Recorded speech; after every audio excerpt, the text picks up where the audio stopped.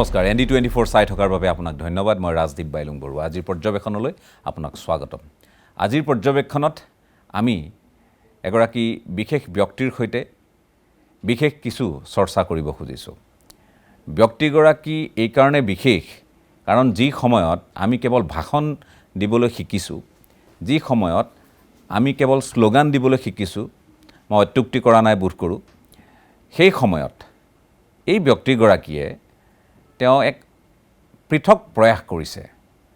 কিন্তু এইখিনি স্বাভাৱিক হ'ব লাগিছিল এইখিনি ব্যতিক্ৰম হিচাপে পৰিগণিত হৈছে এই কাৰণে স্বাভাৱিক হ'ব লাগিছিল আমাৰ সকলোৰে নিজা নিজা কিছু কৰ্মদক্ষতা আছে প্ৰতিটো ক্ষেত্ৰত আমি ব্যুৎপত্তি দখল কৰিছো আছেও কিন্তু আমি সেইখিনি কামত নখটুৱাও আৰু আমাৰ যি প্ৰতিভা আছে আমাৰ যি কৌশল আছে আমাৰ নিজৰ যি কৰ্মদক্ষতা আছে সেইখিনিক লৈ এই ব্যক্তিগৰাকীয়ে কিছু কাম আৰম্ভ কৰিব খুজিছে ব্যক্তিগৰাকী চৰ্চাৰ অন্যতম মধ্যমণি হৈ থাকে সময় সাপেক্ষে তেখেত এগৰাকী জনপ্ৰিয় শিল্পীও তেখেত সংগীতৰ ক্ষেত্ৰখনৰ এক চিনাকি নাম মানস ৰবিন মই আপোনাক স্বাগতম জনাইছো ধন্যবাদ আৰু আজি মানস ৰবিনৰ সৈতে আমি গীত সংগীতৰ কথা পাতিবলৈ নিশ্চয় বহা নাই আপোনালোকে অনুধাৱন কৰিছে আমি কৈছোৱে যে আমাৰ ভিন্নজনৰ গাত যি দক্ষতা আছে সেই দক্ষতাখিনিৰ ক'ত সঠিক প্ৰয়োগ কৰিব পাৰি আৰু কিদৰে জাতিটোক আমি স্বাৱলম্বী কৰিব পাৰোঁ এই কথাবোৰক লৈ মানস ৰবিন আগবাঢ়িছে আৰু তেখেতে গঠন কৰিছে ৰবিন আৰ্মি এই ধাৰণাটো কেনেকৈ মনলৈ আহিল মই আচলতে কৈ নাথাকোঁ আৰু মই যোৱা 15 বছৰ ভাৰতৰ সকলোতকৈ ডাঙৰ 4টা MNCৰ লগত কাম কৰি আছোঁ আৰু তেওঁলোকৰ মোৰ প্ৰথম কামটোৱে হ'ল তেওঁলোকৰ লগত জড়িত হোৱা সেইটো হ'ল মেন পাৱাৰ আউটচোৰ্চ মেন পাৱাৰ গতিকে মানৱ সম্পদৰ লগত মই আজি 15 বছৰে কাম কৰি আছোঁ ফলত মোৰ যিখিনি অভিজ্ঞতা হ'ল যে আমাৰ অসমীয়া ল'ৰা ছোৱালীখিনি কিয় তেনেকুৱা ঠাইলৈ যাব নোৱাৰে কাৰণ আমি যিমানবোৰ মেন পাৱাৰ প্ৰভাইড কৰিছিলোঁ তাত ইঞ্জিনিয়াৰ আছিল কম্পিউটাৰ ইঞ্জিনিয়াৰৰ পৰা দোকানত পোষ্টাৰ লগোৱা ল'ৰাটোলৈকে আছিল গতিকে তাত এদিন মই ছেগ্ৰিগেট কৰি চালোঁ কোন ধৰণৰ মানুহ জড়িত হৈছে কোনবোৰ ল'ৰা ছোৱালী তাত জড়িত হৈছে তেতিয়া মোৰ মনলৈ আহিল যে আমাৰ ল'ৰাখিনিক অলপ স্কিল আপ কৰিব পাৰিলে আমাৰ ল'ৰাবোৰে এই কামবোৰ ধুনীয়াকৈ কৰিব পাৰিব আৰু সেই সূত্ৰে মই এই অলপ দিন বৰ বেছি দিনৰ আগৰ কথা নহয় 6 মাহমানৰ আগতে ফেচবুকত ৰবিন আৰ্মিৰ কাৰণে ল'ৰা ছোৱালী বিচাৰিলোঁ বহুত ল'ৰা ছোৱালী আহিল মই অসমৰ বিভিন্ন জিলালৈ গ'লোঁ গৈ তেওঁলোকক লগ কৰিলোঁ আৰু তেওঁলোকক প্ৰথম মই ফিজিকেল ট্ৰেইনিং কৰিবলৈ গ'লোঁ আৰু আমি এটা ডিষ্ট্ৰিক্টত ট্ৰেইনিং অৰ্গেনাইজ কৰিলোঁ ফিজিকেল ট্ৰেইনিং কৰি থাকোঁতে আধামান ল'ৰা ছোৱালী নাইকিয়া হৈ গ'ল তেতিয়া মই বুজিলোঁ যে সিহঁত সঁচাকৈ কামৰ নহয় যিখিনি থাকিল তেওঁলোকক মই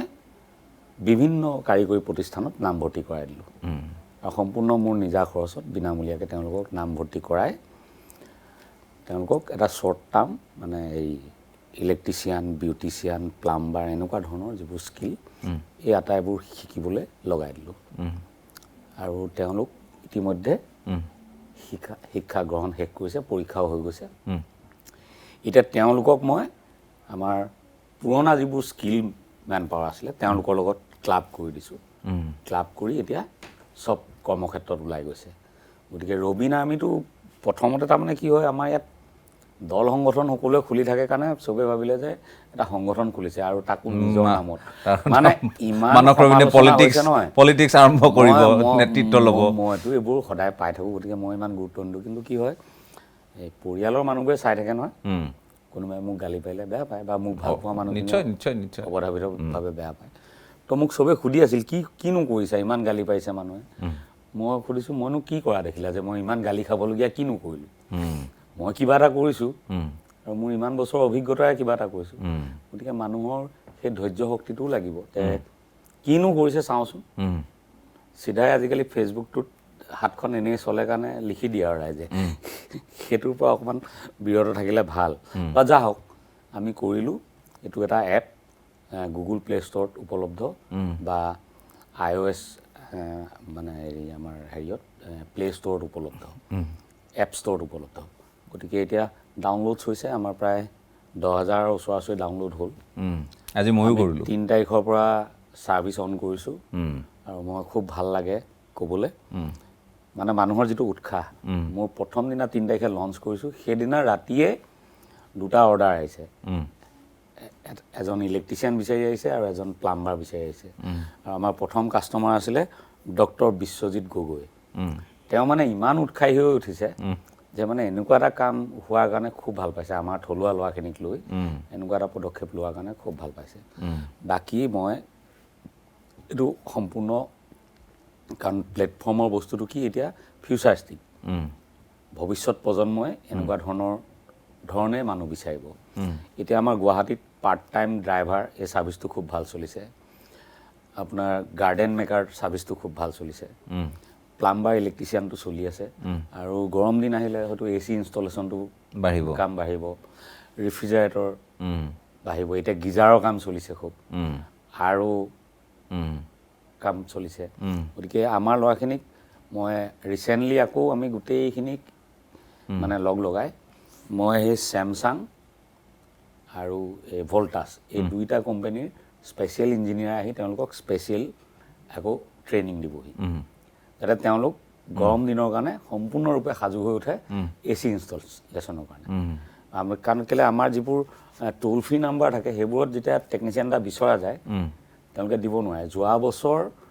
মোৰ অভিজ্ঞতা হৈছিলে গুৱাহাটীখন চলাবলৈ 2,500 টেকনিচিয়ান বাহিৰৰ পৰা আনিবলগীয়া হৈছিলে অকল AC ইনষ্টল কৰিবলৈ কাৰণ কেলৈ কাষ্টমাৰ এটা যেতিয়া ACটো কিনি লৈ যায় দোকানৰ পৰা তেওঁ ৰৈ থাকিব নোৱাৰে গৰমত যে লগাই দিবহি লাগিব তো ইমান টেকনিচিয়ান নাছিলে নাই তো ফাইনেলি 2টা কোম্পানীৰ কাৰণে 2,500 টেকনিচিয়ান আমি বাহিৰৰ পৰা আনিবলগীয়া হৈছিলে তো এতিয়া মই কনফিডেণ্ট যে এইবাৰ অন্তত আধা মানুহ আনিলেও আমাৰ হ'ব এবাৰ আমি 2,000 ৰেডি কৰিছোঁ ন গতিকে 500 মান আনিবলগীয়া হ'ব পাৰে আৰু গৰম আৰু বাঢ়িছে আৰু বেছি ৰিকুৱাৰমেণ্ট বাঢ়িব আমাৰ চাওক এতিয়া অৰুণাচলৰ আগতে AC নহ'লে চলিছিল এতিয়া অৰুণাচলত AC লাগে শ্বিলং কহিমাত ফেনে নাছিলে আগতে শ্বিলঙত AC নহ'লে চলিছিল AC দূৰৰ কথা ফেন নাছিলে গতিকেলৈ আমাৰ কামৰ হেৰিটো বাউণ্ডেৰীটো বাঢ়ি গৈছে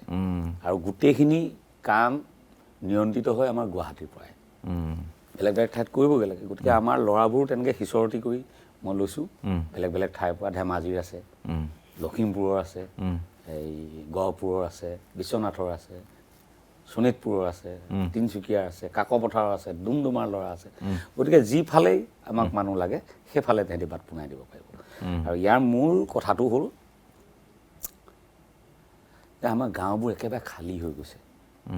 চহৰত থাকি কথাটো অনুভৱ কৰা নাযায় গাঁৱত ডেকা ল'ৰা নাইকিয়া হৈছে বুলি ক'লেও বেয়া নহয় চব দিল্লী বেংগলোৰলৈ ঢাপলি মেলিছে অলপ পইচাৰ কাৰণে ফলত গাঁওখনত আজি ভাওনা এখন কৰিবলৈ ল'ৰা নাই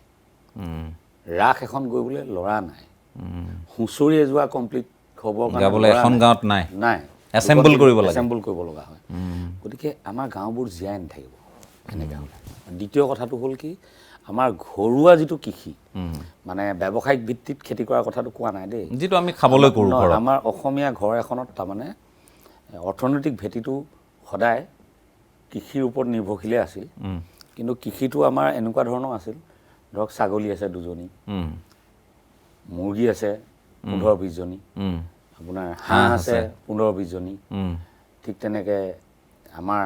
উজনিৰ ফালে গাহৰি পোহে 2টা বেছি নহয় 2টা তাৰ কাৰণে যাতে এক্সট্ৰা খৰচ কৰিব নালাগে ঘৰত যিখিনি পেলনীয়া খাদ্য সেইখিনিয়ে যাতে ইহঁতক পোহপাল দিব পৰা যায় তাৰপিছত বাৰীখনত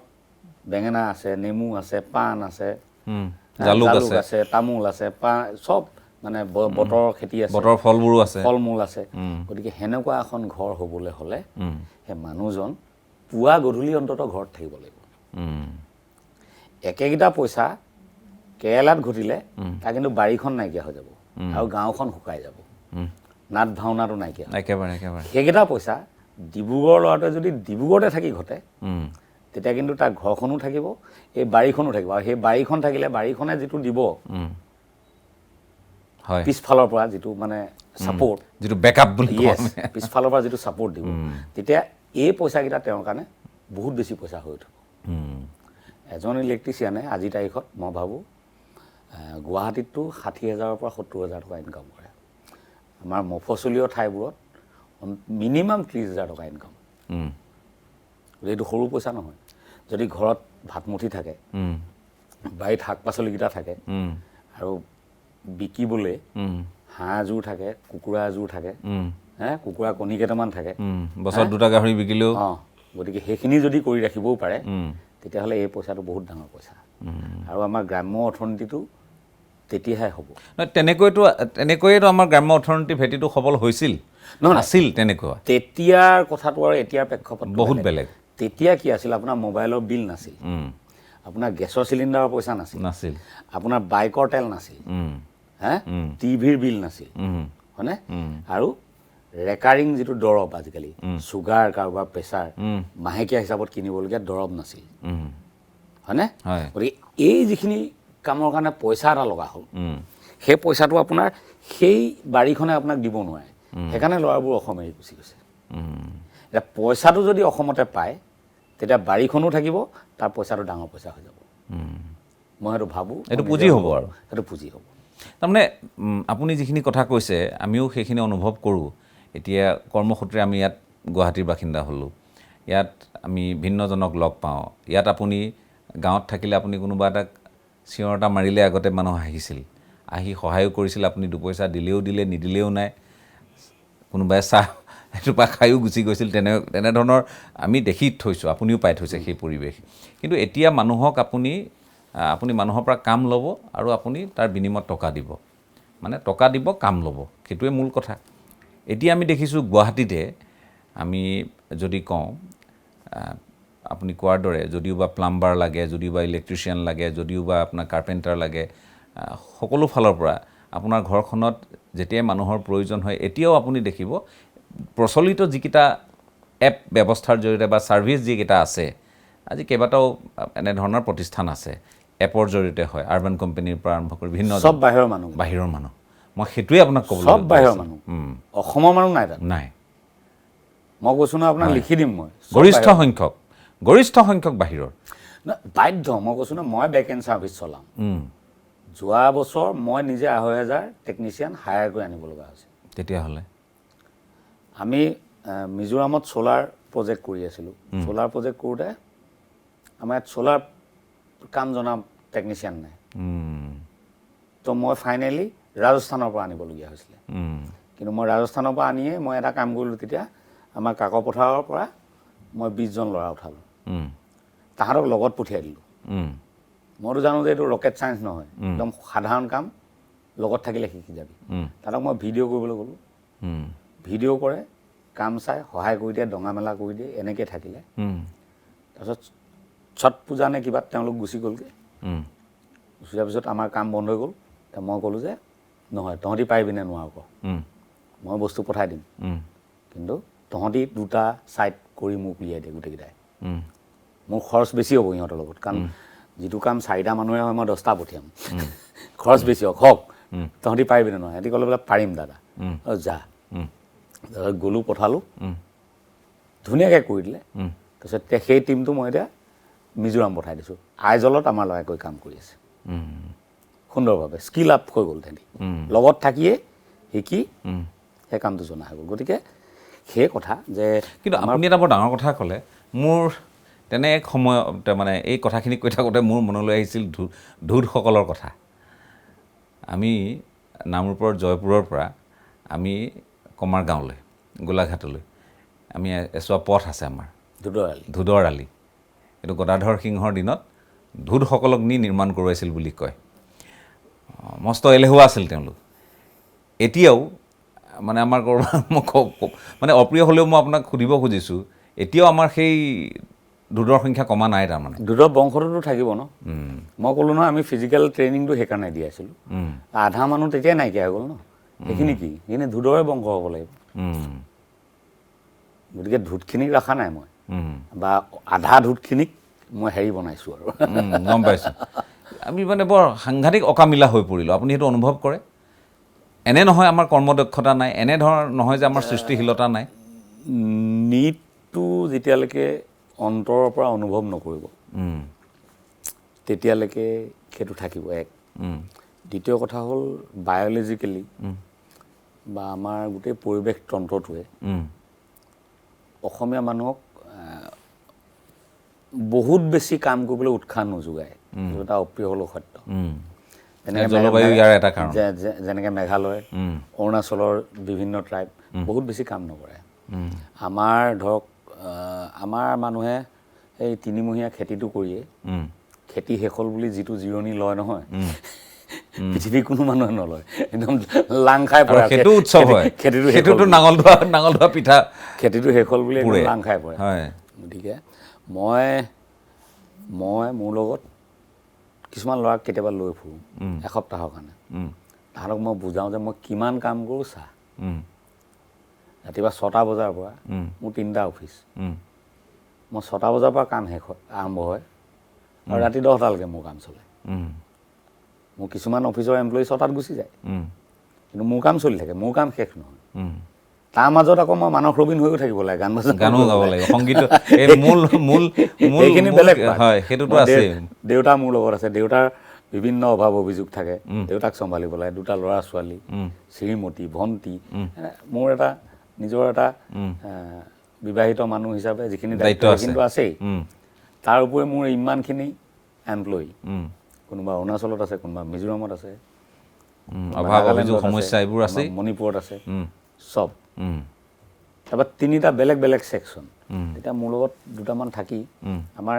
নতুনকৈ সাংবাদিকতা কৰিবলৈ অহা ল'ৰা আজিকালি পৰ্টেল চেনেলবোৰত যে কয় মোক খুব ভাল পায় তেহেঁতক 3 দিনমান লৈ ফুৰিছিলোঁ তেহেঁতে পগলা হৈ গ'ল বোলে আপুনি কেনেকৈ কাম কৰে মোৰ লগত সেইটো লাগিব এতিয়া ৰবীন আৰ্মী নামত মই সেই বিহুৰ আগতে যোৱা আজি আহি ঘৰ সোমাইছোঁ বুজি পালোঁ ঘূৰিয়ে ফুৰা হৈছে যিকোনো এটা আৰম্ভণিত সময়টো বেছি আপোনাৰ দৰকাৰ হয়েই সেই ডেডিকেশ্যনটো সকলোৰে লাগিব আমি যেতিয়া অকল গান গৈছিলোঁ মোৰ এতিয়াও মনত পৰে 5 বছৰমান কিজান মই ষ্টুডিঅ'টোৰ বাহিৰে পৃথিৱী আৰু কিবা আছিলে বুলি মই গমেই পোৱা নাছিলোঁ মানে ব্ৰেইনতে নাহে ৰাতিপুৱা গান গধূলি গান আবেলি গান ৰাতি গান গম পাইছোঁ গান গান গান গান গান খাওঁতে তাৰ মাজতে আহিলে VCD সময়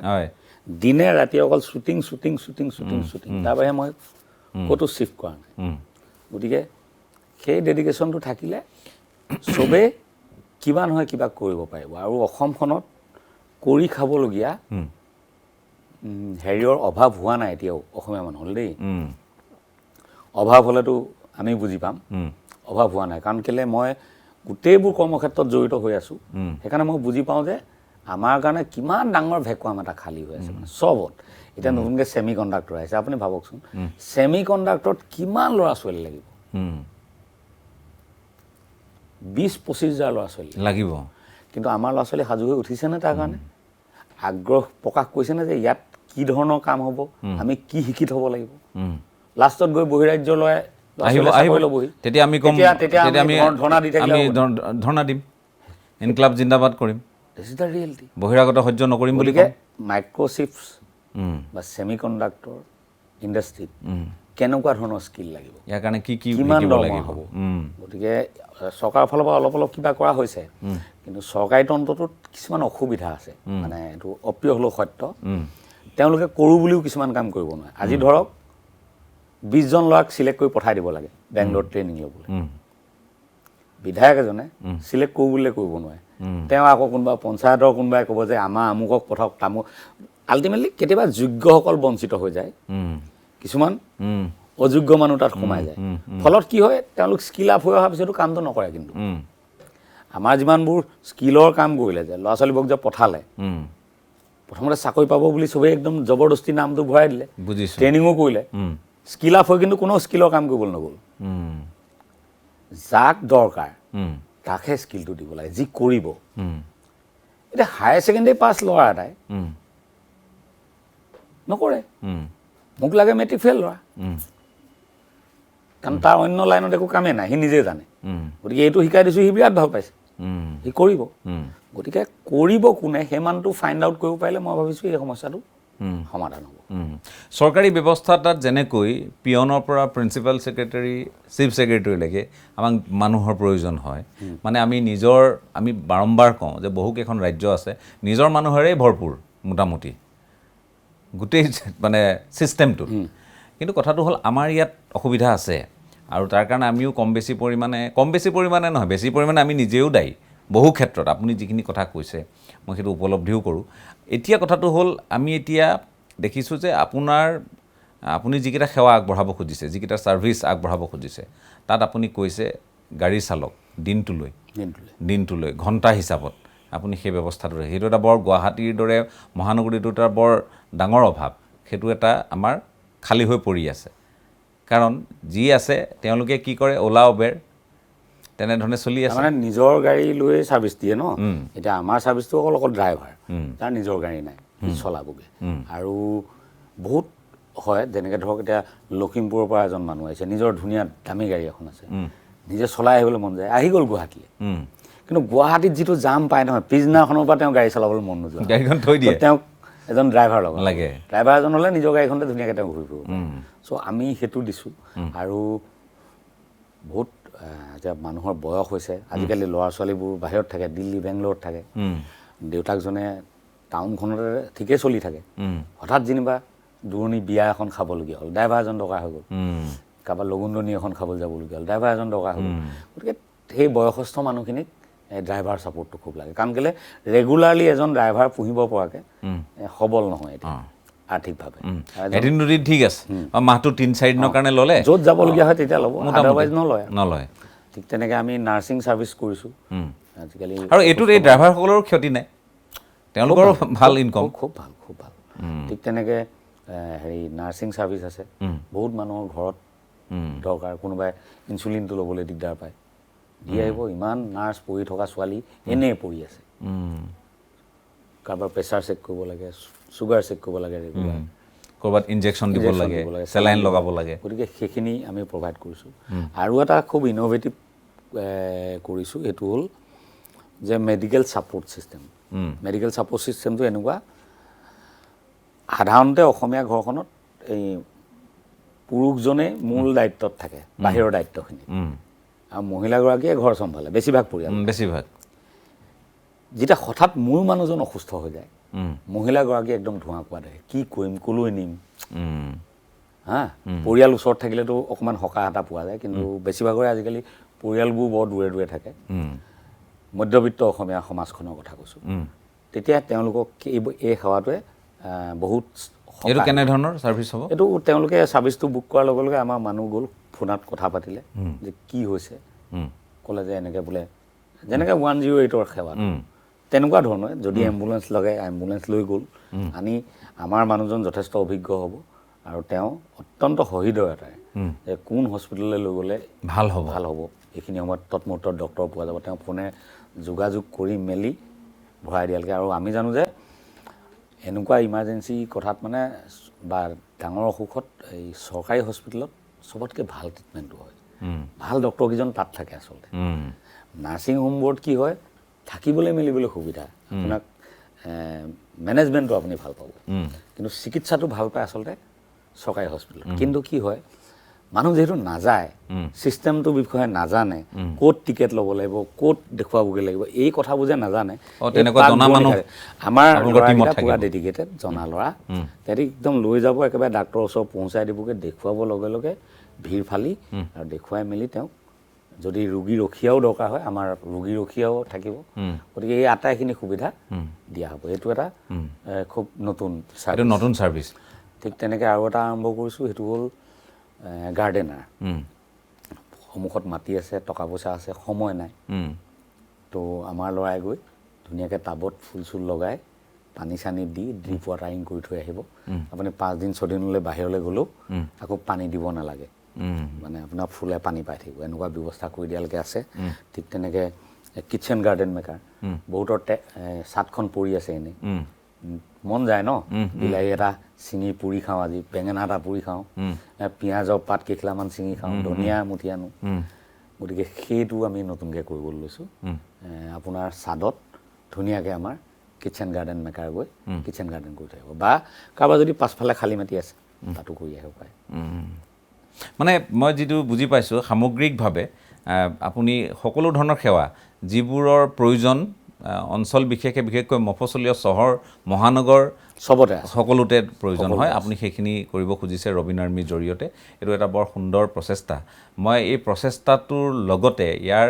গঠন কৰাৰ যিখিনি কষ্ট আৰু কেনেকৈ আপুনি বাছি উলিয়াইছে আমাৰ যিসকলৰ দক্ষতা আছে সেই কথাখিনি আপুনি কিছু প্ৰসংগ চুই গৈছে আৰু কিছুমান কথা পাতিম এই প্ৰসংগতে এটা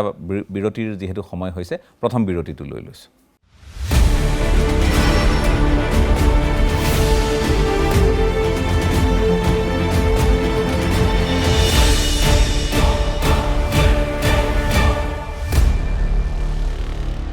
এটা চমু বিৰতিৰ পাছত আপোনালোকক পুনৰ স্বাগতম আপোনালোকে চাই আছে আজিৰ পৰ্যবেক্ষণ কোনো ৰাজনৈতিক ব্যক্তিৰ সৈতে নহয় কোনো ৰাজনৈতিক সাক্ষাৎকাৰো এয়া নহয় কোনো ইয়াত হিন্দু মুছলমানৰ কথাও নাই আজি আছে স্বাৱলম্বিতাৰ কথা বুলি ক'লে বহুতে দূৰতে তাপ মাৰে এই কথাখিনি আমি এগৰাকী অসমীয়া হিচাপে বাৰুকৈ উপলব্ধি কৰোঁ দৈনন্দিন জীৱনত যিবোৰ কথা অনুভৱ হয় সেইখিনি আপোনালোকেও নিশ্চয় চিন্তা কৰিছে এতিয়া কথাটো হ'ল মানস ৰবিন সংগীত ক্ষেত্ৰখনৰ এগৰাকী পৰিচিত ব্যক্তি আৰু তেখেতৰ সৃষ্টিশীলতাৰ কথা অসমৰ ইমূৰৰ পৰা সিমূৰলৈ সকলোৱে জানে কিন্তু মানস ৰবিন এইবাৰ ৰবিন আৰ্মি গঠনত জড়িত হৈ পৰিছে আৰু ৰবিন আৰ্মিৰ কাম কি হ'ব সেইখিনি ইতিমধ্যে মানস ৰবিন ডাঙৰীয়া উল্লেখ কৰিছে আমি আপোনালোকক জনাব খুজিছোঁ যে গুৱাহাটী মহানগৰীত আজিৰ তাৰিখত ভিন্ন ধৰণৰ সেৱা বা ছাৰ্ভিচ আপুনি ভিন্ন এপৰ জৰিয়তে আপুনি ছাৰ্ভিচ ল'ব পাৰে ঘৰতে গৈ কোনোবাই আপোনাৰ চুলি কাটি থৈ আহিব পাৰে আপোনাৰ ঘৰত আপোনাক গৈ মালিচ দিয়াৰ পৰা আৰম্ভ কৰি সকলো ক্ষেত্ৰত আপোনাৰ ঘৰৰ দুৱাৰখন বেয়া হৈছে কাঠ উৱলি গৈছে সেইখন আকৌ নতুনকৈ মেৰামতি কৰি ঠিক কৰি থৈ অহালৈ এই সকলোখিনি কাম কৰাৰ এতিয়া ভিন্ন ধৰণৰ এপ আছে এপৰ জৰিয়তে ছাৰ্ভিচ আছে আপোনাৰ সোফা লেতেৰা হৈছে কাৰ্পেটখন লেতেৰা হৈছে সেয়াও চাফা কৰিবলৈ মানুহ আছে কিন্তু প্ৰতিঘৰ অসমীয়া আমি সকলোৱে অনুভৱ কৰোঁ তেতিয়া যে এই কামবোৰ কৰিবলৈ মানুহ আহে ঠিকেই কিন্তু মানুহবোৰ অসমীয়া নহয় খুব কম অসমীয়া ল'ৰাই এই কামত তেওঁলোক জড়িত হয় কিন্তু আমি কৈ আছোঁ আমাৰ চাকৰি নাই আমি কৈছোঁ আমাৰ সংস্থাপনৰ পথ নাই আমি কৈছোঁ আমাৰ ২৬ লাখ নিবনুৱা আৰু উচ্চ শিক্ষিত আছে কম শিক্ষিতও আছে গতিকে আমি কিয় জড়িত হ'ব পৰা নাই ক'ৰবাত আমি এই কথাবোৰ উপলব্ধি কৰা নাই নেকি যে আমি প্ৰতিটো ক্ষেত্ৰত জড়িত হৈ যথেষ্ট সুন্দৰ উপাৰ্জন কৰিব পাৰোঁ আৰু এই পথ আমাক কোনোৱে ক্ষমা কৰিব দেখুওৱা নাই নেকি এই কথাবোৰ মই মানস ৰবিন ডাঙৰীয়াক সেইকাৰণে আজি আমন্ত্ৰণ জনাইছিলোঁ যে এই কথাখিনি যে প্ৰতিটো ক্ষেত্ৰত মানুহ কেইঘৰ অসমীয়া যাক ছাৰ্ভিচটো লাগে যাক সেৱা লাগে তেওঁলোক অসমীয়া প্ৰতিগৰাকী অসমীয়া কিন্তু সেৱা দিবলৈ অসমীয়া ল'ৰাৰ সংখ্যা নাই কম সেইটো আচলতে আমাৰ সেই বহুত আগতেই ভুলটো হৈ গৈছে মোৰ দেউতা এখন স্কুলৰ প্ৰধান শিক্ষক আছিলে স্কুলখনৰ আচল নামটো আছিলে আছাম পলিটেকনিক ইনষ্টিটিউট এখন ভুৱন গগৈ ডাঙৰীয়াই প্ৰতিষ্ঠা কৰিছিলে স্বাধীনতাৰ আগৰ পৰাই স্কুল আছিলে সেই স্কুলখন অসমৰ একমাত্ৰ স্কুল আছিলে যিখন স্কুলত ক্লাছ 8ৰ পৰা মানে পুথিগত যি অধ্যয়ন সেইটোৰ লগতে ব্যৱহাৰিক কিবা নহয় কিবা এটা স্কিল শিকিবলৈ ল'ৰাবোৰক দিয়া হৈছিলে হয় কাৰোবাক কাৰ্পেণ্টাৰ কাৰোবাক ৱেল্ডাৰ নহয় মটৰ মেকানিক কিবা এটা দিয়া হৈছিলে যিকেইটাই মেট্ৰিক পাছ কৰিলে তেহেঁতি ওপৰলৈ পঢ়িবলৈ গ'ল যিকেইটা তেতিয়া টেষ্ট পৰীক্ষা হয় টেষ্টত বেয়া কৰিলে বা মেট্ৰিক ফেইল কৰিলে তাহাঁতক তেতিয়া এই কামটো যিহেতু শিকি থৈছে তাহাঁতি কাম কৰিব পাৰিছিলে সেইটো আছিলে স্কুলখনৰ মডেল যেতিয়া প্ৰভিন্সিয়েলাইজ হ'ল প্ৰভিন্সিয়েলাইজ হোৱাৰ পিছত যিটো আমাৰ শিক্ষা ব্যৱস্থা তাৰ অধীনত সেই কেটেগৰীটো নাহে তো পলিটেকনিক ইনষ্টিটিউটটো আঁতৰি গ'ল আঁতৰি এখন ভুৱন চন্দ্ৰ গগৈ বিদ্যালয় হ'ল হ'লনে একদম শিৱসাগৰ কেৰুণটো ক'ত আছে শিৱসাগৰ মাজমজিয়াতে আৰু দেউতাৰ জীৱনৰ এইটো বিৰাট দুখ আছিলে যে মোৰ আগৰ স্কুলখনৰ গোটেই পদ্ধতিটো ভাল আছিলে গভৰ্ণমেণ্টে এডপ্ট কৰিব লাগিছিলে সেইটো নকৰি সেই স্কুলখন মাৰি পেলালে মানে এখন বেলেগ এখন স্কুল বনাই দিলে দেউতাটো একদম প্ৰথম পৰা গৈ লাষ্টত প্ৰধান শিক্ষক হৈ ৰিটায়াৰ কৰিছে মোৰ মাও তাতে চাকৰি কৰিছে গতিকে সেই আইডিয়াটো মোৰ তেতিয়াৰ পৰাই আছিল যে এনেকুৱা এটা ইক'চিষ্টেম আমি কৰিব পাৰোঁ নেকি যে যি ফেইল হৈ যায় সি আচলতে ফেইল নহয় যাতে বেলেগ এটা পথ পায় পাছ কৰাকেইটা এবাৰ পঢ়িব ভালকেইটাৰ কাৰণেতো অভাৱ নাই ন কোনোবা ইঞ্জিনিয়াৰ হ'ল সি কিবা এটা হ'লগৈ কোনোবা ডক্টৰ হ'ল চোকাকেইটাৰ কাৰণেতো একো অভাৱ নাই অভাৱ কাৰ কাৰণে গাধাকেইটাৰ কাৰণে গাধা বুলি নকওঁ সেইটো ক্ষেত্ৰত চাগে তাৰমানে মই এটা কথা মগজুটো হয়তো অন্য ক্ষেত্ৰত হয় এইটোৱেই তাৰমানে মই শেহতীয়াকৈ কেইবাখনো আমি ধৰি লওক এনেধৰণৰ তথ্যচিত্ৰ বুলিয়ে কওক ভিন্ন ধৰণৰ বিশ্লেষণ বুলিয়ে কওক চিনেমাও কওক আপুনি বিজ্ঞজনে যি আজিকালি মটিভেশ্যনেল বা ইনস্পিৰেশ্যনেল তেওঁলোকে যি স্পীচ দিয়াৰ আমি ইউটিউবত পাওঁ সেইবোৰ চাই মেলিয়ে হওক আমি এটা নতুন কথা খুব আমি হাড়ে হিমজুৱে বুজা উচিত সেইটো হ'ল USP ইউনিক চেলিং পইণ্ট মই ভিন্ন ঠাইত কওঁ কেতিয়াবা সুযোগ পালে এইটো আপুনি ক'ৰবাত কোনোবা এজন সংগীতৰ ক্ষেত্ৰখনত দবদবাই থাকিব তেওঁৰ মগজুৰ যিটো দখল সেইটো সংগীতৰ ক্ষেত্ৰত ব্যতিক্ৰম কোনোবাই তেওঁ কাঠত সৃষ্টিশীলতা কোনোবাই সোফা আমি নিজৰ য'ত পাৰদৰ্শিতা আছে সেই ক্ষেত্ৰখনত যে আমি মানুহজনে আগবাঢ়িব পাৰে এই উপলব্ধিটোতকৈ আমাৰ চিন্তাটো হ'ল যে কেনেকৈ মানে কি পঢ়াতেই চোকা হ'ব লাগিব আৰু পঢ়াত যদি চোকা হোৱা নাই মানে এলাগি সেইটো হ'ব নোৱাৰে ন সেইটোতো হ'ব নোৱাৰে মানুহৰ মগজুৰ হেৰিটো বেলেগ বেলেগ কাৰ দক্ষতাটো ক'ত আছে সেইকাৰণে স্কিলৰ ওপৰত গভৰ্ণমেণ্ট অফ ইণ্ডিয়াও খুব গুৰুত্ব দিছে কিন্তু মই খালি এটা কথা বুজিলোঁ চৰকাৰীভাৱে যিকোনো এটা কথাই কৰিবলৈ যাওঁতে ময়ে যদি মন্ত্ৰী হওঁ সুবিধা যিমান আছে অসুবিধা তাৰ 10 গুণ আছে সেইটো বৰ অপ্ৰিয় সত্য জানেনে সেইটো চিধা কথা সেইকাৰণে মই যিহেতু কোনো ধৰণৰ সেই আওতাত নাই গতিকে মোৰ কৰিবলৈ সুবিধা হৈছে খালি মোক এতিয়া সকলোৱে অলপ সমৰ্থনহে লাগে আৰু কৰিছেও মোক সমৰ্থন কৰিছে কাৰণ মই যিমানবোৰ আমাৰ কাৰিকৰী প্ৰতিষ্ঠানৰ লগত যোগাযোগ কৰিছিলোঁ সকলোৱে ইমান ভাল পাইছে গতিকে হ'ব আপুনি ল'ৰাখিনি পঠিয়াই দিয়ক আৰু মোক যিখিনি দিবলৈ কৈছে যোগাৰ ধৰক যিখিনি ইকুইপমেণ্টছ লাগে এতিয়া আপুনি অলপ আগতে ক'লে যে চেমচাঙৰ কথা ক'লে ভল্টাজৰ কথা ক'লে তেওঁলোকে প্ৰয়োজনটো অনুভৱ কৰিছে নহয় তেওঁলোক নিজে আহিছে নিজে ট্ৰেইনিং দিবলৈ ৰেডি হৈছে গতিকে এই কথাবোৰে সেইটো আৰু তাতোতকৈ ডাঙৰ কথা মই যিটো সঁহাৰি পাইছোঁ আমাৰ অসমীয়া মানুহৰ কাৰণ চবৰে এই চেণ্টিমেণ্টটো কিন্তু আছে আকৌ যে ল'ৰাবোৰ বহিৰাজ্যৰ কিয় এই চেণ্টিমেণ্টটো কিন্তু আমাৰ প্ৰতিজনে আছে কিন্তু সেইটো কেনেকৈ মোকাবিলা কৰিব লাগিব মই বেলেগ কি ক'ম মই আপোনাক মই সেই ক্ষেত্ৰতো আপুনি বোধহয় যদি চকু দিছে দিয়ক আৰু যদি দিয়া নাই সেইটো ক্ষেত্ৰতো দিবলৈ কওঁ আমি আজি আপুনি চাওক যে এখন যদি মই 5 ষ্টাৰ হোটেল আমাৰ এতিয়া গুৱাহাটীতো 5 ষ্টাৰ হোটেল আহিলে 4 ষ্টাৰ হোটেল আছে কোনোবা দিনা 7 ষ্টাৰ হ'লেও আচৰিত হ'বলগীয়া একো নাই হ'বই কাৰণ এতিয়া লাহে লাহে এইবোৰৰ চাহিদা বাঢ়িছে মানুহে ভাল পায় বাহিৰৰ পৰা মানুহ আহিও ভাল পায় এতিয়া আপুনি এয়াৰপৰ্টটোৱে আপোনাৰ ধুনীয়া হ'লেতো নহ'ব এয়াৰপৰ্টটো খুব সৰ্বাংগ সুন্দৰ বৰ সুন্দৰকৈ নিৰ্মাণ কৰিছে মই চাই আহিছোঁ এতিয়া কথাটো হ'ল যে ইয়ালৈ যেতিয়া মানুহ আহিব আপুনি এই মানুহ অহাৰ পূৰ্বে মই দেখিছোঁ মই নিজে হোটেললৈ যেতিয়া গৈছোঁ অসমৰ হোটেল মই আপোনাক ক'লোঁ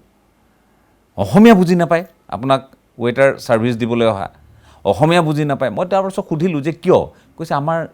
স্কিল্ড ল'ৰা ছোৱালী নাই বহুত কম গতিকে হোটেল বাহিৰৰ পৰা তেওঁলোকে বিহাৰৰ পৰা পশ্চিমবংগৰ পৰা কোচবিহাৰৰ পৰা তেওঁলোকে এনেকৈ আনিবলগীয়া হৈছে আৰু তেওঁলোকে ইয়াত আহি আপোনাৰ সেৱা আগবঢ়াই আছে ৱেটাৰ হিচাপে হওক ভিন্ন ধৰণে হোটেলৰ গোটেই মেনেজমেণ্ট ছিষ্টেমটোৱে আমি বাহিৰৰ মানুহক দি দিছোঁ নহয় সেইটোত এটা গণ্ডগোল এটা আছে তাৰমানে তাৰ ল'ৰা যেনেকৈ ইয়ালৈ আহিছে বেংগলোৰলৈ গ'লে আকৌ আপুনি ওলোটা ছবি এখন পাব তাত থকাকেইটা আকৌ অসমীয়া পাব সেইটো হৈছে কি আমাৰ এটা অসমীয়া মানুহৰ এটা লজ্জাবোধ আছে এই কামটো মই নকৰোঁ আগতে অসম আন্দোলনৰ দিনত হৈছিলে যে অসমীয়া ল'ৰাই ঠেলা নচলায় ৰিক্সা নচলায় যেতিয়াৰ পৰা ই ৰিক্সা আহি গ'ল উজনি অসমত আপুনি অসমীয়া পাব, অসমীয়া বেলেগ পাব নাই নাপায়। নাই ঠিক তেনেকৈ যেতিয়াৰ পৰা এই এপে ভেনখন আহি গ'ল বস্তু কঢ়িওৱা, অসমীয়া ল'ৰা ফাঁচী নিয়োজিত বজাৰত নলবৰীয়াই ভৰ্তি হৈ আছে, উম, হয়নে? বিহাৰী আঁতৰি গ'ল, গ'ল নে নাই? গ'ল। গতিকে কথাটো সেইটো যে আমাৰ ল'ৰাখিনিয়ে মানে খুব ফিজিকেল লেবাৰ থকা কাম কৰিবলৈ বেয়া পায়। মানে শাৰীৰিক গঠনৰ ফালৰ পৰাই হওক, বিভিন্ন ধৰণৰ কথা হ'ব পাৰে, এইটো আৰু যি সেইটো লাইনত কাম কৰিব তেওঁ গম পাব। বেছি বুজি পাব। যে আমাৰ ল'ৰাবোৰ বহুত সময়, দীৰ্ঘ সময় ধৰি খুব ফিজিকেল লেবাৰ থকা কামত নিয়োজিত হ'ব নোৱাৰে। আমাৰ ল'ৰাবোৰৰ ব্ৰেইনটো বহুত চাৰ্প। চবতকৈ ডাঙৰ ষ্ট্ৰং পইণ্টটো হ'ল আমাৰ ব্ৰেইনটো বহুত চাৰ্প, চব ল'ৰাই। সি পঢ়াত পাছ কৰক বা ফেইল কৰক, খুব আৰ্গুমেণ্টেল, খুব লজিকেল অসমীয়া ল'ৰা। সেইকাৰণে অসমীয়া ল'ৰাক যদি স্কিল আপ কৰা হয়, ওপৰ লেভেলৰ যদি কাম এটা দিয়া হয়, সি কিন্তু বহুত ভালকৈ কৰিব। এটা হ'ল সেইটো। দ্বিতীয় কথা হ'ল যিটো লজ্জাৰ কথাটো ক'লে যে মই সেইকাৰণে নামটো চইচ কৰোঁতে সেইটো কৈছোঁ, ৰবিন আৰ্মি। মই মোৰ যিমানখিনি এতিয়া চিপাহী বুলি ক'ম আৰু যিমানখিনি চিপাহী লৈছোঁ তেওঁলোকক কোৱা হৈছে কৈ ভাল পায় ন? নহয়, তেতিয়া তাৰমানে কি হয়, সেই ডিগনিটি অফ লেবাৰটো থাকে। কাৰণ মই কাঠমিস্ত্ৰী কৰোঁ বুলি ক'লে ক'বলৈ বেয়া পাব ল'ৰাটোৱে, কিন্তু মই ৰবিন আৰ্মিত আছোঁ বুলি ক'বলৈ তাৰ ভাল লাগিব। তাৰমানে এটা গৌৰৱবোধ। নহয়, মই বুজাই দিছোঁ তেওঁলোকক প্ৰথমতে যে আৰ্মিৰ যেতিয়া এটা ৰেজিমেণ্ট থাকে তাত চব থাকে, ধুবি থাকে, মুচি থাকে, কুক থাকে, পিয়ন থাকে, চকীদাৰ থাকে, চব থাকে, কিন্তু নিজকে কি বুলি কয়, মই ইণ্ডিয়ান আৰ্মিত চাকৰি কৰোঁ।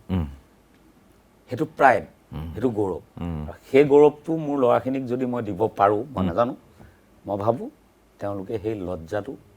নাইকিয়া হৈ যাব তেওঁলোকৰ। লজ্জাবোধটোতো আঁতৰাব লাগিবই। আপুনি একদম ইউনিফৰ্ম এতিয়া এটা ডিগনিফাইড ৱেত যেতিয়া ল'ৰাখিনি যাব আৰু তাহাঁতৰ সেইটো নাথাকে। এতিয়া কৰিছে, যিখিনিয়ে কৰিছে খুব ভাল ফিডবেক, খুব ভাল পাইছে। আপুনি কিন্তু এইটো ভাল কৰিছে, মই এইকাৰণে কৈছোঁ যে আৰ্মি ক'ব লাগিব। কথাটোৱে হ'ল সেইটো বৰ দূৰদৰ্শী চিন্তা। তাৰমানে হেৰি নাই,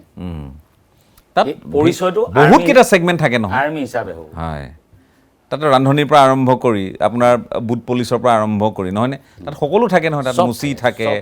কিন্তু বাহিৰত আহি কি কয় তেওঁ, বা তেওঁ কি বুলি জনা যায়? Indian army. তেওঁ ক'ত ছাৰ্ভিচ দিছে? ইণ্ডিয়ান আৰ্মিত ফৌজি। বাছ এণ্ড অফ দ্য ডে তেওঁ যেতিয়া আহিব,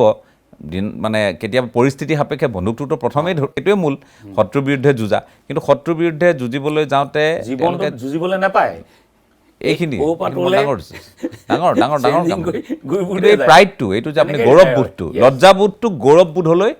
আপুনি এইটো ৰূপান্তৰিত কৰিছে। ৰবিন আৰ্মি বুলি কৈ প্ৰাইড ফিল কৰিব লাগিব মোৰ ল'ৰাখিনি, মই ৰবিন আৰ্মি। এইটো ভাল চিন্তা, ছোৱালীজনীক ক'ব লাগিব, ঘৰত ক'বগৈ লাগিব যে কি কৰে ল'ৰাই, ৰবিন আৰ্মিত কাম কৰে, বাছ। মই আকৌ কৈছোঁ, দোহাৰিছোঁ, লজ্জাবোধক গৌৰৱবোধলৈ ৰূপান্তৰিত কৰিবৰ বাবেই ৰবিন আৰ্মি। গতিকে আমি সেৱা আগবঢ়াবই লাগিব, আৰু কৰ্মহীন হৈ আমি কোনো বহি থাকিব নোৱাৰোঁ। কোনো মানুহ যাৰ যি স্কিল আছে, দক্ষতা আছে, সেইধৰণে কাম কৰিব লাগিব। এতিয়ালৈ আপুনি অসমৰ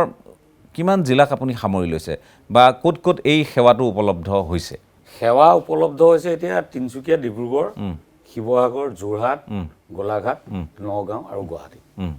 বাকী আমাৰ পূৰা ৰেডি হৈ আছে ধেমাজি, লখিমপুৰ, গহপুৰ, বিশ্বনাথ চাৰিআলি আৰু শোণিতপুৰ। সেইখিনি হ'ব। হোৱাৰ পিছত তাৰপিছত নেক্সট ফেজত মই মানে চিনেমা এখনো কৰিবলৈ লৈছোঁ। সেইখন শেষ কৰি পিছৰখিনিলৈ যাম আমি। গোৱালপাৰা, মঙলদৈ, মৰিগাঁও মোৰ থাকি গ'ল মাজতে, মানে মই কৰিব নোৱাৰিলোঁ। আমাৰ ডিমা হাছাও যাবলৈ আছে, কাৰ্বি আংলং যাবলৈ আছে, তাত বহুত ল'ৰা পোৱা যাব যি খুব কাম কৰিব পাৰিব, বিশেষকৈ বাঁহৰ কাম কৰা মানুহ। আৰু মই জাগুনত পাইছোঁ তেনেকুৱা বাঁহৰ কাম কৰা মানুহ। বাঁহৰ কাম কৰা মানুহৰ বৰ অভাৱ গুৱাহাটীত। একদম আমাৰ এথনিক যিটো বেম্বো ৱৰ্ক, সেইটো ফাৰ্নিচাৰে হওক বা হেৰিয়ে হওক, তাত কাম কৰা মানুহৰ বৰ অভাৱ, স্কিল মানুহ। বাঁহৰ ঘৰ বনাই দিয়া, বহুত ঠাইত এতিয়া বাঁহৰ ঘৰ লাগে। আমি যিটো কি বুলি কয়, সন্মুখত যে এটা বনায় বাঁহৰ খেৰৰ, এনেকুৱা কৰিবলৈ, গতিকে সেইটো বহুত ডাঙৰ কাম আছে। অকল ইয়াত নহয়, দিল্লী, বম্বেলৈকে এইটো কাম আছে। হা, আৰু এপটোতো ইউনিভাৰ্চেল, পৃথিৱীৰ য'তে ত'তে মোৰ এপটো ডাউনলোড কৰিব পাৰিব। ক'ৰ পৰা কাম আহে ময়ো নাজানো। হা, টিম পঠাই দিম, আমাৰ ল'ৰাই কাম কৰি আহিব কেইটা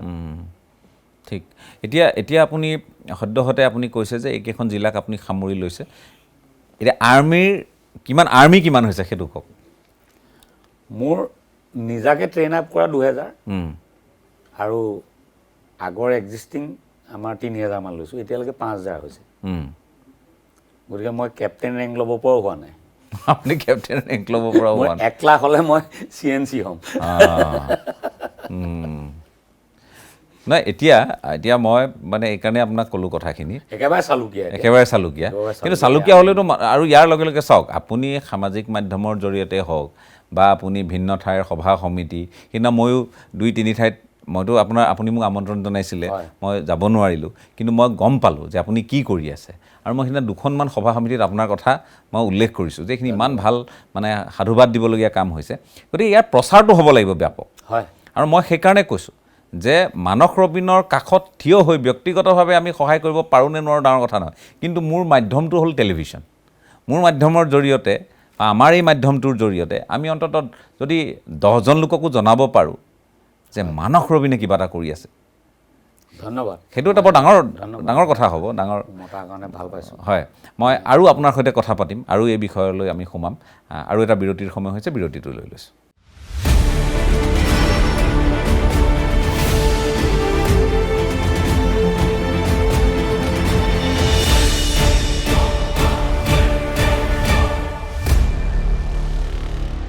এটা চমু বিৰতিৰ পাছত আপোনালোকক পুনৰ স্বাগতম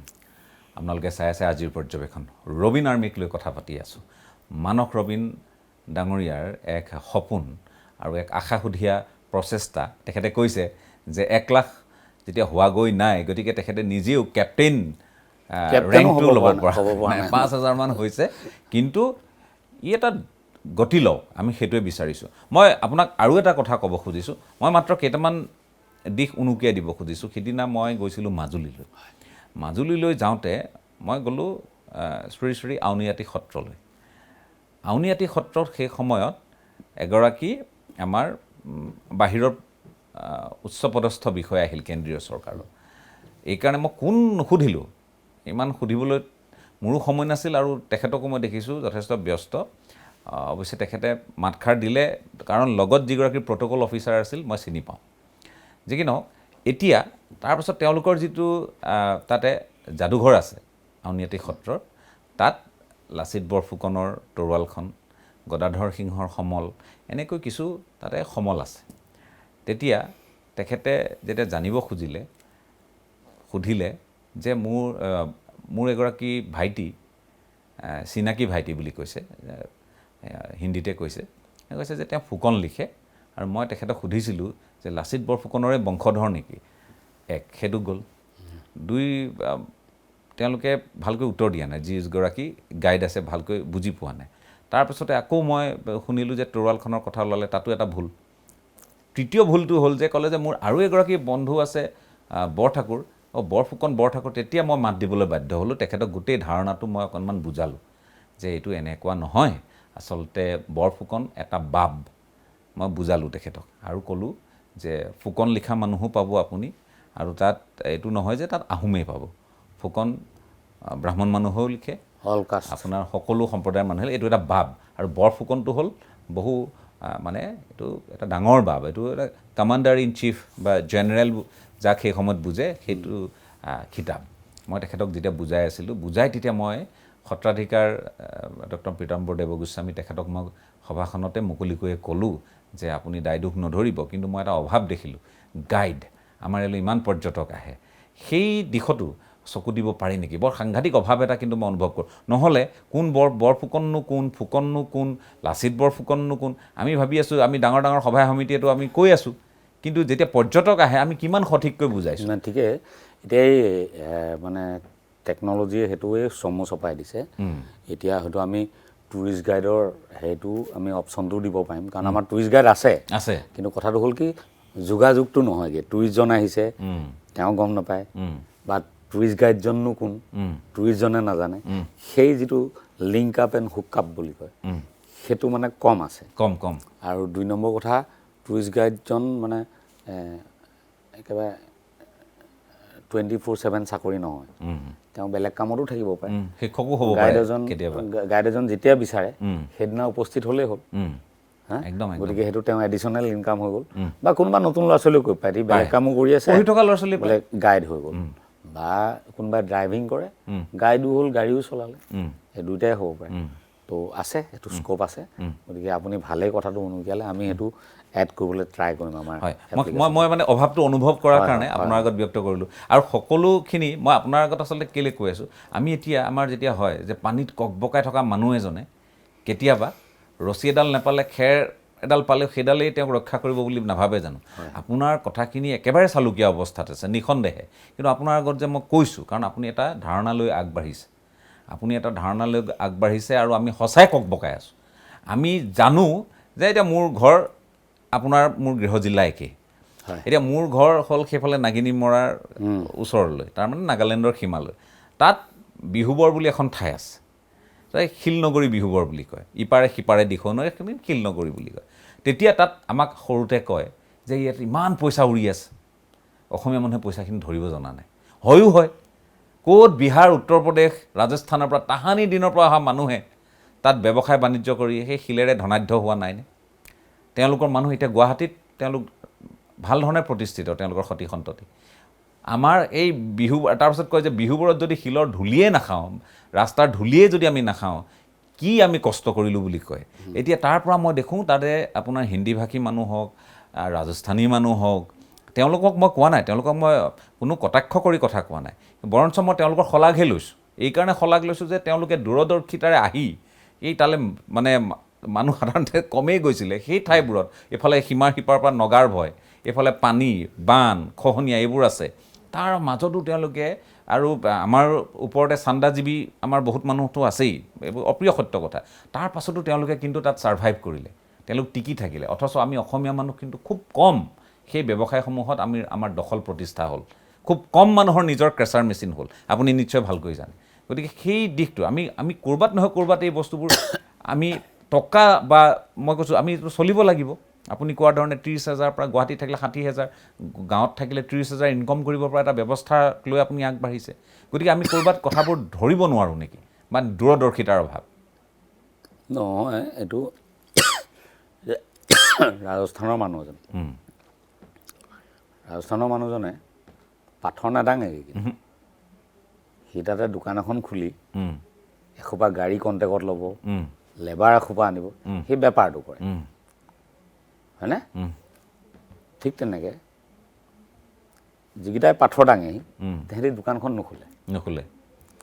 কিন্তু আমাৰ অসমীয়াই কি কৰিব পাৰে বা কি কৰে তাক কোনো এটা মানে হেৰি নাই আকৌ ডেফিনিট এটা ধাৰণা নাই এতিয়া নৰ্মেলি আমাৰ বিশেষকৈ মাৰোৱাৰী সম্প্ৰদায়ৰ কথাই ক'লোঁ মাৰোৱাৰী সম্প্ৰদায়ৰ ল'ৰাটো যদি চোকা হয় সি CA হ'ম বুলি ভাবে হয়নে ডাক্তৰ হ'ম বুলি খুব কমেই ভাবে আৰু প্ৰথম এডমিশ্যন লয় কমাৰ্চত নৰ্মেলি তাত মাজত দুই এটা বেলেগ থাকিব আৰু আমাৰ ধাৰণা এটা হৈ গ'ল যে মাৰোৱাৰী ল'ৰা কি ভালকৈ পাছ কৰিলে কমাৰ্চে পঢ়িব আমাৰ অসমীয়া মানুহৰ ধাৰণাটো কি যে পঢ়াব পঢ়াত মাক বাপেকে পূৰা জোৰ দিয়ে আৰু পঢ়ি শুনি ডক্টৰ হবি ইঞ্জিনিয়াৰ হবি নহ'লে প্ৰফেচাৰ হবি হা আৰু নহ'লে মাষ্টৰ হবি ক'ৰবাত মূৰটো বুজিব পাৰিলেই হ'ল এই ধৰণৰ চিন্তাটাই কৰে সেই চিন্তাটোক লৈ থকাৰ কাৰণে আচলতে আমি এই কথাবোৰ একেবাৰে বাদ দি দিলোঁ আমাক কোনো মাক দেউতাকে নকয় যে কমাৰ্চত পঢ় তই বেপাৰ কৰিবি কোনো মাক বাপে কোনোদিনে এনকাৰেজ নকৰিলে ছায়েন্সত ছিটটো নাপালে আৰ্টছতো নাপালে লাষ্টত গৈ কমাৰ্চত মূৰটো গুজিলেগৈ এয়াহে কমাৰ্চ পঢ়া হয় নহয় গতিকে এই গোটেই যেনেকৈ অসমীয়াত চালা বেপাৰী বুলি কৈ দিলে কি হয় গালি নহ'ল জানো হয় ব্যৱসায় কৰাটো ভুল হ'ব পাৰে নেকি নোৱাৰে যেনে মধ্যস্থতাকাৰী বম্বেত যেনেকৈ আছে দালাল ষ্ট্ৰীট হা ডাঙৰ ডাঙৰ এটা উপাধি আছে দালাল বুলি আৰু অসমীয়াত দালালটো কি হয় গালি হা যে মই তাক মাতি আনিলোঁ মই তাক লগাই দিলোঁ দুইটাৰে কামটো মই সুচল কৰি দিলোঁ, মাজত মই কিবা এটা পইচা ল'লোঁ। কি ভুল কাম কৰিলোঁ? ইয়াততো এইটো গালি, দালাল, হয়নে নহয়? গতিকে সেই যিটো ধাৰণা, কাৰণ এতিয়া বিশ্বায়নৰ যুগ, গতিকে এই কনচেপ্টবোৰ সলনি কৰিব হ'ল আমি। এইবোৰ একো একোটা ব্যৱসায়, প্ৰত্যেকটো বস্তু একো একোটা ব্যৱসায়। শিক্ষা আজিৰ তাৰিখত ব্যৱসায়, স্বাস্থ্য ব্যৱসায়, সেৱা নহয়। সেৱাৰ মনোভাৱ থাকিব আপোনাৰ, আন্তৰিকতা থাকিব, কিন্তু ব্যৱসায়। আৰ্ট এণ্ড কালচাৰ আজিৰ ডেটত ব্যৱসায়। হা,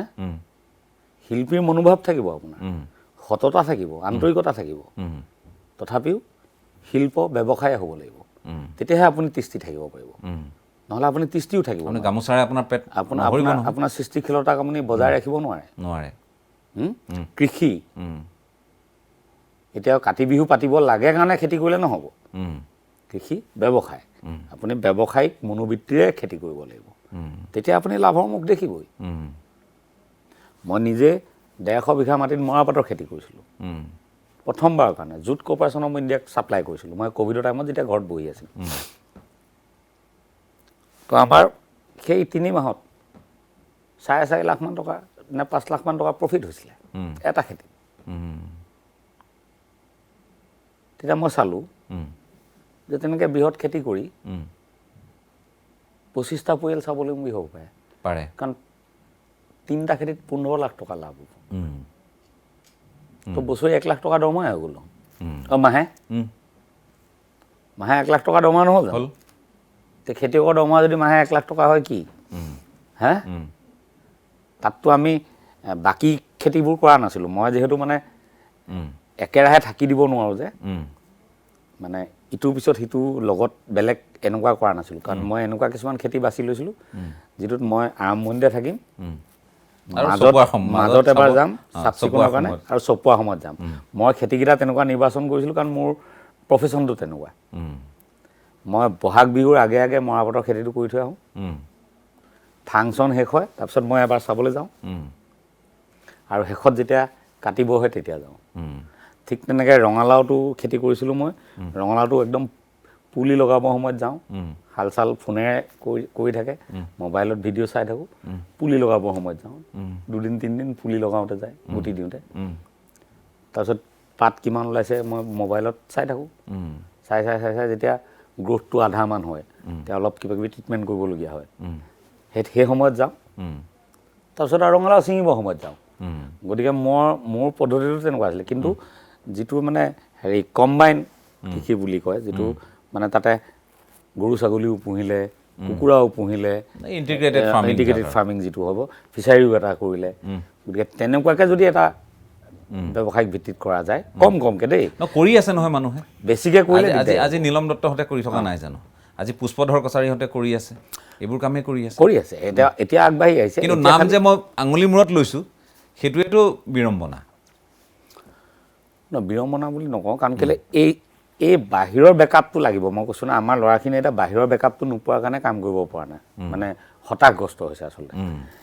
এতিয়া তাৰমানে সেই বাৰীখন কৰি ল'ৰাটো যিহেতু চলিব নোৱাৰে, সি সেইকাৰণে তাৰপৰা পলাইছে। আৰু পলালে সেই বাৰীখন নথকাৰ কাৰণে তাক দৰমহাটোও তাক ছাপৰ্ট কৰা নাই। ছিকিউৰিটি গাৰ্ড কৰিলে কিমান পাব? 25,000 পাব, 30,000 পাব বেংগলোৰত। সি ঘৰ ভাড়া দিব লাগিব, খাব লাগিব, তাত অহা যোৱা আছে। ঘৰলৈ আহিছোঁ বুলি ক'লে গোটেই পৰিয়ালটোলৈ বজাৰ কৰি লৈ আহিব লাগে, বছৰত এবাৰ আহিলে বোলে, তাৰ চেচেই পইচা। আৰু তাত থকা খৰচা এইবোৰ আছে, গোটেইখিনি কৰি মেলি মানে বিশেষ একো নাথাকে। বেংগলোৰৰ দৰে ঠাইত নাথাকে অন্ততঃ। য'ত কেৰেলাত গৈছে, বেংগলোৰত গৈছে, ক'ৰবাত গৈছে, কিন্তু সি নিজৰ গাঁওখনতে থাকি যদি কাম কৰিবলৈ পালে, তেতিয়াহ'লে এইটো কিন্তু বহুত পইচা। মই সেইটো অনুভৱ কৰিছোঁ। আৰু সেইকাৰণে বহুত এতিয়া বেংগলোৰৰ পৰাও ল'ৰা ঘূৰি আহিছে। সেইদিনা ড্ৰাইভাৰ এটাই ফোন কৰিছে, ককাই মই আপোনাৰ তালৈ আহি আছোঁ। মই বোলো গুচি আহিবি। মই আহিলে বোলে, ৰে'লত টিকেট ধৰি গুৱাহাটী ষ্টেচন পৰা, তাৰপিছত ফোন কৰিছে, ককাই পাই গ'লো বোলে। মই বোলো মই গুৱাহাটীত নাই, এতিয়া কি কৰোঁ? মই বোলো তই যা, তই ঘৰলৈ যাগে, মই আহি তোক ফোন কৰিম। এতিয়া কাইলৈ পৰহিলৈ মাতিম, হি আহিব। বেংগলোৰত আছিলে চিকিউৰিটি কৰি, গুচি আহিলে। এইটো যি প্ৰত্যাৱৰ্তনটো, এইটো খুব প্ৰয়োজন মই ভাবোঁ। এনে নহয় যে যিসকলে খুব ভাল সা সুবিধা পাই আছে তেওঁলোক থাকক, যিসকলে উপাৰ্জন কৰি আছে যিবোৰ হাই স্কিল হৈ গ'ল ধৰক এতিয়া আমাৰ অসমীয়া ল'ৰা কেইটামান মই লগ পাই আছিলোঁ হোণ্ডা কোম্পানী তাৰ বিশেষ পঢ়া শুনা নাই ITI আছিলে কিন্তু তাৰ স্কিলটো ইমান ভাল তাক বহুত পইচা দি ৰাখিছে কোম্পানীটোৱে বহুত পইচা দি ৰাখিছে মানে টেকনিচিয়ান এতিয়া ছিনিয়ৰ টেকনিচিয়ান গতিকে আমাৰ ইয়াততো হোণ্ডা কোম্পানী নাই হয় নাই ইমান দৰমহা দিব পৰা কোনো প্ৰতিষ্ঠান নাই আমাৰ মেক্সিমাম লিমিটটো মই কৈছোঁৱেই যে ইমানখিনিলৈকে হ'ব আৰু যি তাতকৈ ওপৰলৈ গুচি গৈছে সি যাওক সি ডুবাইলৈ যাওক এতিয়া আমাৰ এইখিনি যে ল'ৰা প্লাষ্টিক হেৰিটো যে পঢ়িছিলে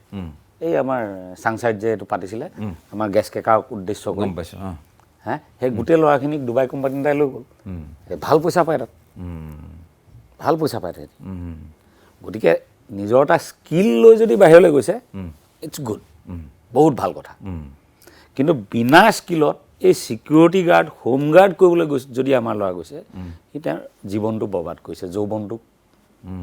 মানে বাহিৰত দি লাষ্টত বুঢ়া বয়সত ঘূৰি আহিব ইয়ালৈ না সি বেংগলত মাটি কিনিব পাৰিব সেইকেইটা দৰমহাৰে না সি বেংগলত ফ্লেট ল'ব পাৰিব নিজৰ একদম দেখা ঘূৰি আহি গাঁৱত এটা খুব ধুনীয়া বা চহৰখনতে বা নিজৰ ক'ৰবাত মাটি এডোখৰলৈ ডাঙৰ ধুনীয়াকৈ আটমটোকাৰী আগৰ এটা ভঙা ঘৰটোলৈকে সি ঘূৰি আহিব লাগিব সেইটোৱে দেট ইজ হিজ ফিউচাৰ ঠিকেই আপুনি ঠিকেই কৈছে মই আকৌ আহি আছোঁ এইটো বিষয়ত বিৰতিৰ সময়ো হৈছে শেষ বিৰতিটো লৈ লৈছোঁ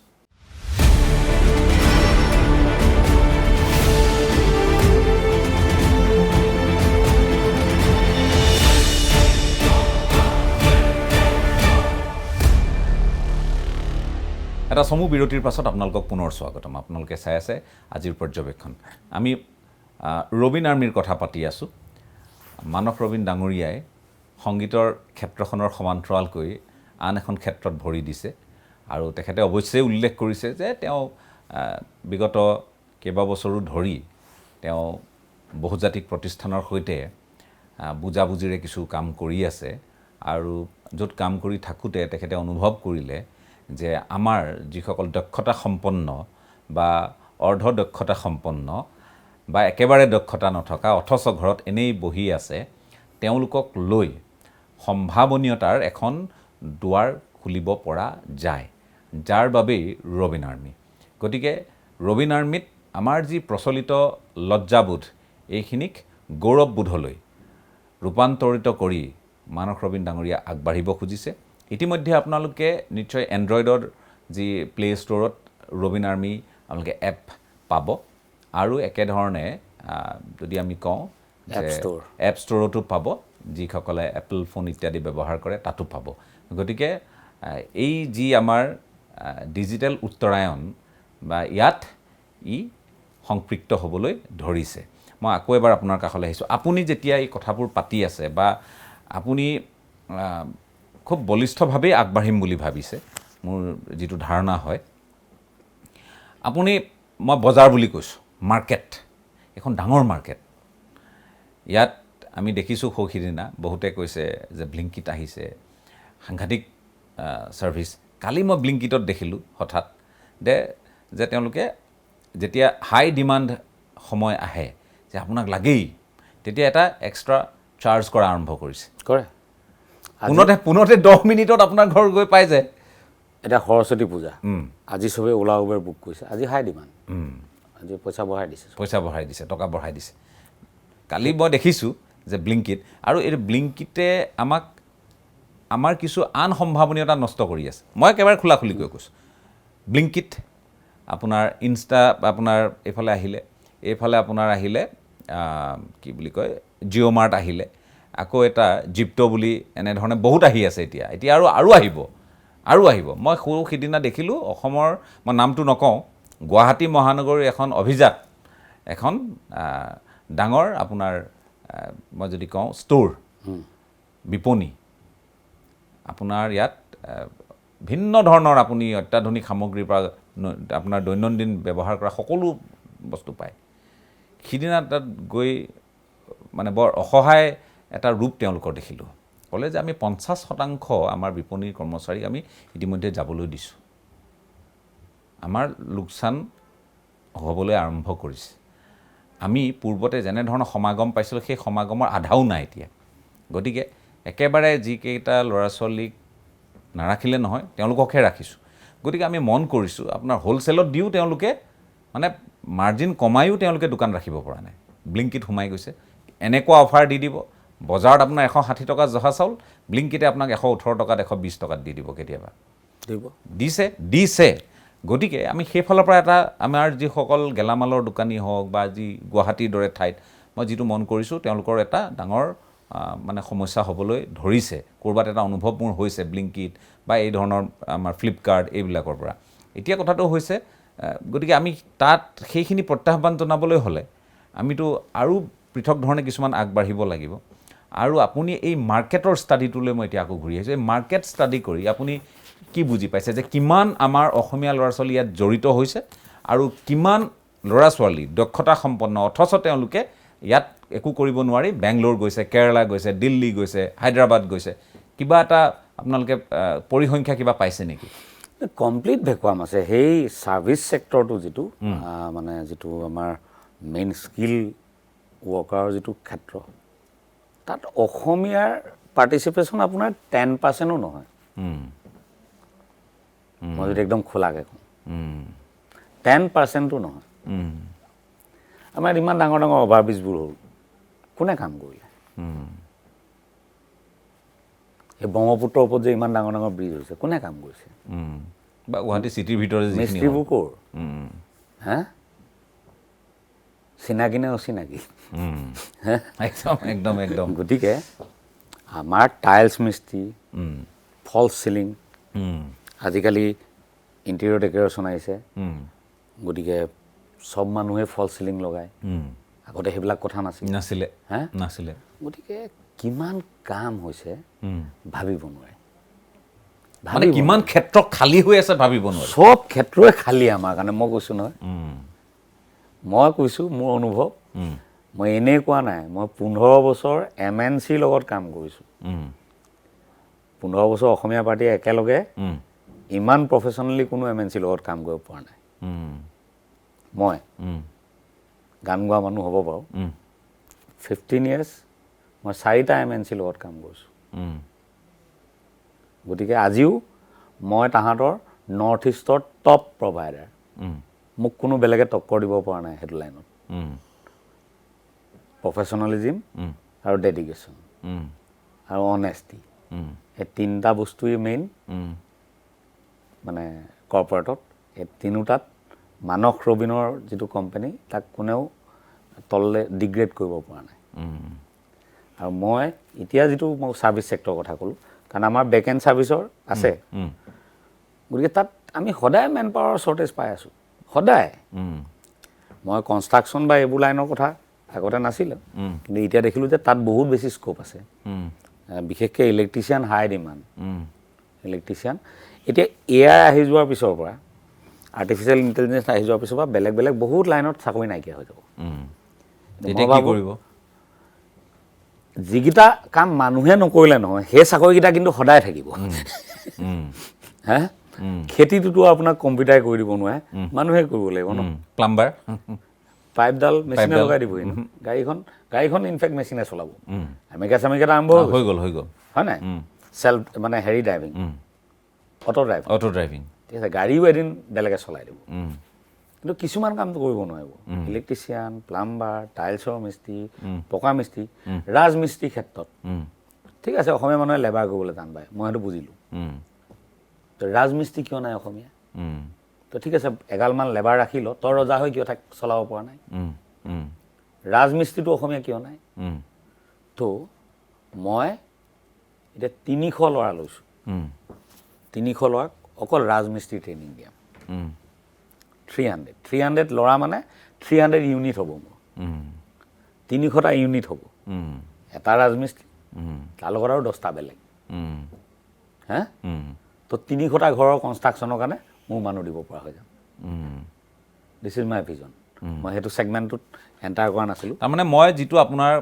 সপোন বুজি পাইছোঁ অনুভৱ কৰিব পাৰিছোঁ বা এইটো এটা বহুতৰে কাৰণে এটা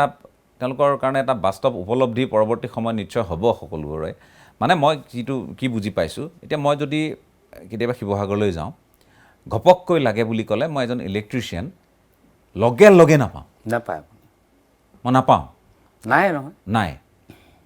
গাঁৱৰ মই আপোনাৰ চহৰতেই আপুনি হয়তো কাৰোবাক কৈ মেলি ক'ৰবাৰ পৰা এজন আপোনাৰ লগ বন্ধু 10টা ফোন ঘূৰালে পাব, গাঁৱততো আপুনি একেবাৰে নাপায়। তেতিয়াহ'লে নিজৰ ঘৰত থাকি এই ৰবীন আৰ্মিৰ সভ্য হৈ নিজৰ খেতি খোলা কৰি, নহয়নে, ধুনীয়াকৈ গাঁৱৰ ভাওনা সবাহ সকলোতে জড়িত হৈ বিয়াই সকামে সকলোতে উপস্থিতি ৰাখি সমাজখনো বৰ্তি থাকিলে আৰু উপাৰ্জনো হ'ল। পইচাটো হ'ল। মোক সেনেকুৱাখিনি মানুহে লাগে। এইটো হ'ব। তেতিয়া কি হ'ব, এই যিটো ফাইনেন্সিয়েল বেকআপটো পালে নহয়, 30,000 টকাটো যে পালে, সেই গাহৰি পোৱালি 2টা কিনিবলৈ তাৰ চিন্তা নাই। কেতিয়াবা লোকচান হ'লেও হ'ল, সেইটো মিলাই ল'ব পাৰিব। এতিয়া যেনেকৈ বোলে সোৱাইন ফ্লুত গাহৰি 2জনী গ'ল, তাৰপিছত আৰু সিটো নাইকিয়া কঙালেই হ'ল। সি কঙাল নহয় ন, আকৌ অহা মাহত 30,000 টকা এটা পাব ন, সি আকৌ সাহস। এই বেকআপটো থাকিল নহয়, এই বেকআপটো বিৰাট দৰকাৰ হৈছিলে মানুহখিনি। সেই বেকআপটো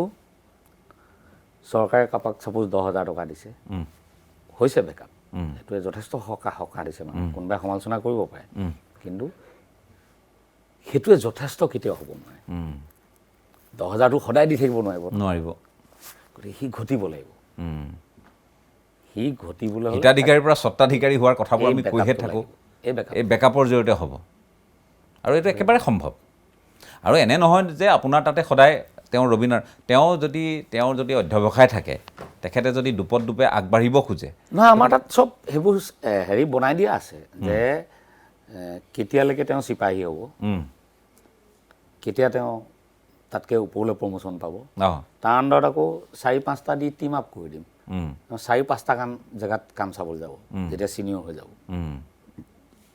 আমাৰ পজিশ্যন একে নাথাকে তাত। আৰ্মিৰ দৰে ৰেংক এণ্ড ফাইল চব প্ৰমোশ্যন চব আছে, কাৰণ কেলৈ ইয়াতে ৰেটিং আহিব, যিহেতু এপ ছাৰ্ভিচ কিমান ভাল দিছে তাৰ ৰেটিং আহিব। বছৰত আমি সেইটো চাম যে কেনেকুৱা ৰেটিং আহিলে তাৰ। আকৌ বছৰত আমাৰ মিটিং হ'ব, মিটিং হ'লে এছেছমেণ্ট কৰা হ'ব, সেইমতে তেওঁলোকৰ প্ৰমোশ্যন হ'ব চব। কাৰণ ইয়াত ছাৰ্ভিচ যেতিয়া লাষ্টত গৈ তেওঁ ইলেক্ট্ৰিচিয়ান হৈ নাথাকে, দোকান খুলিব ইলেক্ট্ৰিকেল পাৰ্টছ এপাৰ্টাছৰ। তেতিয়া আমাৰ বাকী আৰ্মিখিনিয়ে তেওঁৰ তাৰ পৰা বস্তু লৈ যাব। এইটো চেইন হয়, ই ৰৈ নাযায়। যদি ৰাইজে সহায় কৰে, এইটো বহুত ধুনীয়া। আৰু এটা কথা মই আপোনাক কওঁ, সহায় কৰাৰ লগতে জাতীয়তাবোধটো লাগিব দেই, সেইটো বৰ ডাঙৰ কথা। আছে, অসমীয়া মানুহৰ জাতীয়তাবোধৰ অভাৱ নাই, কিন্তু কথাটো হ'ল কি, সেই মানে